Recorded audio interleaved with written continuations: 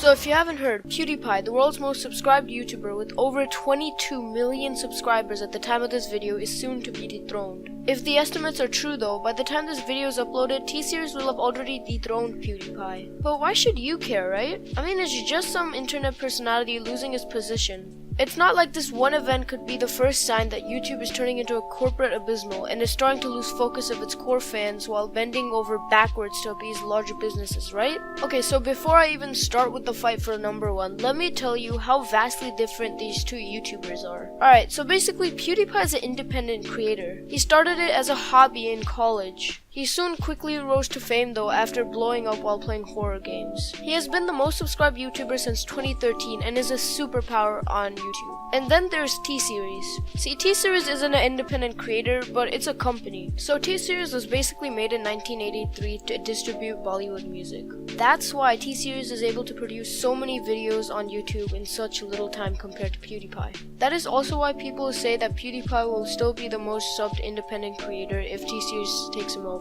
But even if he does get second place, I doubt he'll be able to hold that for long. Why so? Well, if you ask me, YouTube never really recovered from the first wave of the adpocalypse. If you don't know, this is when companies started to take their ads off YouTube. This basically led YouTube to start losing its money. To combat this, they added an algorithm. Basically, what the algorithm is supposed to do was to take down controversial videos. This way, they could still get ads and so then revenue. But the algorithm kind of got out of hand and started striking videos that weren't actually bad. This led to some creators losing up to 3/4 of their original income. And most of the time, the people getting striked were innocent. Now, YouTube has pulled many other things like this, and pretty much the whole community knows that the YouTube staff doesn't really care about YouTube or the quality of YouTube anymore. We all know that YouTube is trying to put up this facade as a family-friendly site so it gets more ads and then more revenue. Okay, so after all this, you might be wondering, alright Leo, that's all great and whatnot, but if creators are losing 3/4 of their revenue, doesn't that mean that big companies are affected as well? Well, while that is a good point, and I can't give you definitive proof that these companies are not actually losing their revenue, I can show you this. If you go on the trending tab and look at the top 10 videos that were on the trending tab at the point of time, guess how many independent creators were on there? Maybe 6, 7, even 8. The final answer is 2. And those 2 were the Dodo, which is a Watch Mojo ripoff, and some random Roblox YouTuber. The rest were BuzzFeed, MTV shows, late night shows, and a lot of other stuff. Alright, now that we got all the background stuff out of the way, let's get into the real deal. Does PewDiePie losing his position really change anything for your viewing experience? Well, I mean, there won't be any significant changes. If you still want to watch 2-minute videos of water tanks falling, you can still watch those. The only thing that will really affect you as a consumer watching videos is that you'll be recommended videos from bigger companies.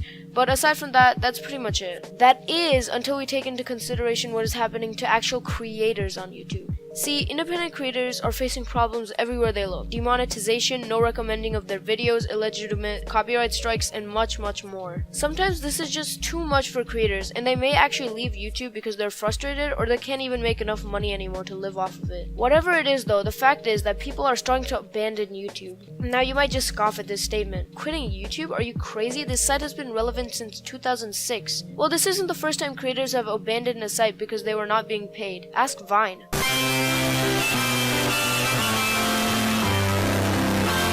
And in my opinion, the decline of YouTube has started more than a year ago.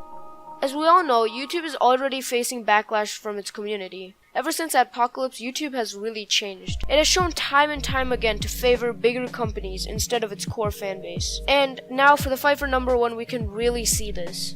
This channel that has thousands of videos that can't even get 1 million views on most of their videos is gonna overtake PewDiePie, the guy that has been the poster boy of YouTube since 2013. You know, maybe it is that T-Series is just much more relevant, but what I am sure is that the downfall of YouTube is near. And honestly, I would hate to see YouTube fall. But where there's a vacuum of power, there's always competition. If YouTube follows its path of ignoring its community, it's gonna end up dying. You know, and maybe a better site will rise from YouTube's ash. Or maybe somehow YouTube will manage to stay relevant. I guess time will tell. Man, I swear last summer was like a dream. Feels like last summer was like a dream. And I'm trying to figure out, I'm just trying to figure out what it means. Yeah, I'm trying to figure out what it means. It's such a tragedy to stay inside on peaceful summer days, but I got nobody calling me, I stay behind the shades. I was thinking about the days, how they weren't even a thing. Wasting hours watching ceilings, clouds passing through the shades, as I wonder why I never said the